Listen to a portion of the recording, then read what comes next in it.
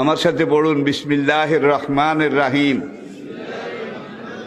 আস্তাগফিরুল্লাহ রব্বি মিন কুল্লি যামবিন ওয়া আতুবু ইলাইহি লা হাওলা ওয়ালা কুওয়াতা ইল্লা বিল্লাহিল আলিয়্যিল আযীম। তাওবা ইয়া আল্লাহ, তাওবা ইয়া আল্লাহ, তাওবা ইয়া আল্লাহ, তাওবা ইয়া রাব্বি, লা ইলাহা ইল্লাল্লাহু মুহাম্মাদুর রাসূলুল্লাহ। আল্লাহর কসম, পিছনের জীবনে সব গুনাহ আল্লাহ মাফ করে দিয়েছে, এই তওবার কারণে সব মাফ করিয়া লাইছে।